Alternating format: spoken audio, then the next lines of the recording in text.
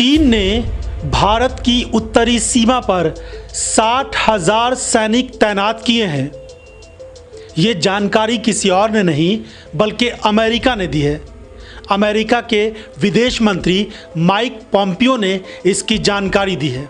इस जानकारी के कई सारे मायने निकाले जा सकते हैं, लेकिन इसके दो बिंदुओं पर गौर करना बेहद जरूरी है।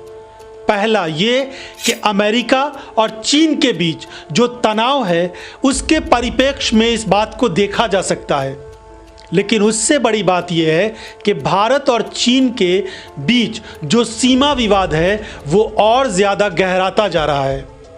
इस जानकारी के पीछे अमेरिका का हित हो ये अलग बात है, लेकिन ये जानकारी हमारे और आपके लिए भी बेहद खास है। लद्दाख में एलएसी पर भारत और चीन के विवाद को खत्म करने के लिए कमांडर स्तर की कई दौर की बातचीत हो चुकी है, लेकिन उसका कोई नतीजा नहीं निकला।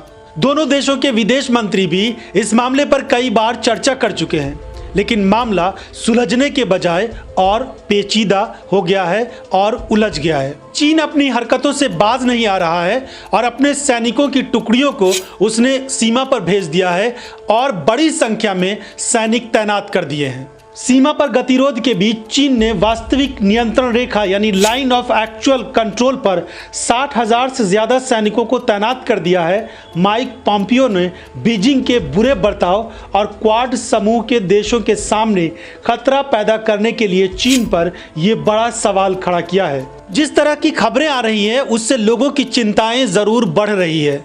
ये अलग बात है कि देश का मीडिया और देश का गोदी मीडिया सच्चाई और वास्तविकता से दूर इन खबरों को सही तरीके से देश की जनता के सामने नहीं रख पा रहा है, क्योंकि उसे सरकार को खुश करना है। लेकिन हमें और आपको इस खबर को जानना बेहद ज़रूरी है कि सीमा पर चल क्या रहा है। विपक्ष के नेता ये अलग बात है कि दावे कर रहे हैं कि चीन ने बहुत सारी ज़मीन को कब्जे में ले लिया है, लेकिन इतना ज़रूर है कि इस वक्त चीन ज़रूर कुछ ना कुछ हिस्से को कब्जाए बैठा है।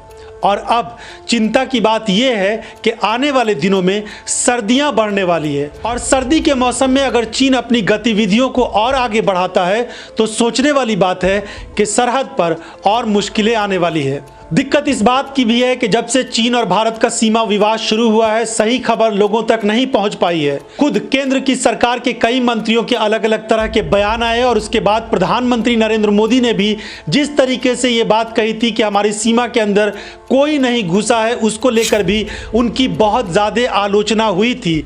लेकिन इन तमाम विवादित मुद्दों के बीच और तमाम बयानों के बीच इतना ज़रूर है कि चीन अपनी हरकतों से बाज नहीं आ रहा है और लद्दाख के अलावा कई और इलाके हैं जहां पर चीन लगातार तैयारियां कर रहा है। तो अब सवाल है कि चीन को मुंहतोड़ जवाब कब दिया जाएगा। विपक्ष के नेता यह भी पूछते हैं कि प्रधानमंत्री नरेंद्र मोदी आखिर चीन का नाम लेकर उसे क्यों नहीं डपटते, उसे क्यों नहीं हड़काते हैं, जबकि चीन लगातार भारत की तरफ आंखें दिखा रहा है। भारत और चीन की सीमा पर जिस तरह से 20 सैनिक हमारे शहीद हो गए थे उस वक्त भी मीडिया ने सच्ची खबरें नहीं दिखाई, लेकिन मीडिया के अलावा सरकार की जो जिम्मेदारी बनती है वो ये कि देश की जनता को सही खबर से बाखबर कराए, उन्हें बताए कि स्थिति हकीकत मानों में क्या है, क्योंकि चीन और भारत की सीमा पर सब कुछ ठीक नहीं चल रहा है। चीन बड़े हिस्से में अंदर आने की कोशिश कर रहा है और भारत की तरफ से जवाबी कार्रवाई में क्या किया जा रहा है इसकी जानकारी नहीं मिल पा रही है।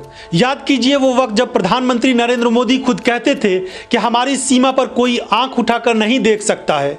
सीमा की सुरक्षा की बात वो करते थे और सैनिकों की बात करते थे, लेकिन इस वक्त जिस तरीके से चीन भारत की सीमा पर आंखें गड़ाए बैठा है, जिस तरीके से चीन आक्रामक रवैया दिखा रहा है, चीन की आक्रामकता का जवाब किस तरह से दिया जा रहा है वो हम सब देख रहे हैं। भाजपा की सरकार जहां सेना और सेना के शौर्य की बात करती है वहां पर हम देख रहे हैं कि फौजियों के साजो सामान की खरीद में कितनी गड़बड़ियां हो रही है, कितनी देरी हो रही है।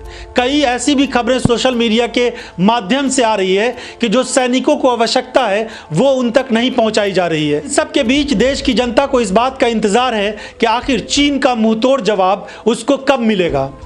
मोदी सरकार ने पिछले दिनों टिकटॉक पर बैन लगा दिया, कुछ सोशल साइट्स पर बैन लगा दिया, शेयरिट पर बैन लगा दिया और उसके बाद ये कहा गया कि बड़ी कार्रवाई चीन पर कर दी गई है। जैसे ही इन साइट्स को बैन किया गया उसके बाद से ही न्यूज एंकर्स चीख चीख कर ये बताने लगे देश की जनता को कि मोदी सरकार ने बड़ी कार्रवाई कर दी है चीन के खिलाफ और चीन की कमर टूट जाएगी, चीन की जो आर्थिक गतिविधियां हैं वो रुक जाएगी, चीन कमजोर पड़ जाएगा। लेकिन अब हम देख रहे हैं कि किस तरह के हालात बनकर सामने आ रहे हैं। एक खबर तो ये भी आ रही है कि पिछले कुछ महीनों में चीन के साथ जो भारत का कारोबार है वो बढ़ा है। हम आपको अगले वीडियो में यानी एक दूसरे वीडियो में विस्तार से बताएंगे कि जब से भारत और चीन के बीच विवाद शुरू हुआ है उसके बाद से भारत और चीन के बीच जो कारोबारी रिश्ते हैं यानी जो बिजनेस है वो बढ़ा है। आंकड़ों के साथ हम आपको ये बताएंगे। लेकिन इस वक्त हम आपको बता रहे हैं कि जिस तरह से लगातार सीमा विवाद चल रहा है उस पर मोदी सरकार आखिर आक्रामक क्यों नहीं हो रही है और इसके खिलाफ कब एक्शन लिया जाएगा। चीन का नाम लेकर आखिर उसको कब कहा जाएगा कि तुम अपनी हरकतों से बाज आ जाओ। चीन का जो मीडिया है यानी सरकारी मीडिया हाउस जो प्रोपेगेंडा करता है ग्लोबल टाइम्स, वो लगातार भारत के मीडिया को भी धमकाता है, भारत की सरकार को भी धमकाता है, लेकिन उसका जवाब भी नहीं दिया जा रहा है उसके हिसाब से। सबसे बड़ी चिंता की बात यह है कि केंद्र की मोदी सरकार से विपक्ष के नेता जब इस पूरे मुद्दे को लेकर सवाल पूछते हैं तो उनके सवालों का सही तरीके से जवाब भी नहीं दिया जाता। बहुत सारे नेता ये कहते हैं कि सेना पर और सीमा पर आप सवाल नहीं उठा सकते हैं। इस तरह की बातें करके विपक्ष को ही उल्टे घेर लिया जाता है, लेकिन सरकार की यह जिम्मेदारी बनती है। ये अलग बात है कि मीडिया में बहुत सारी खबरें नहीं दी जा सकती हैं, लेकिन कम से कम विपक्ष के नेताओं को यह आश्वासन दिया जा सकता है, ये बताया जा सकता है कि हकीकत क्या है, सच्चाई क्या है।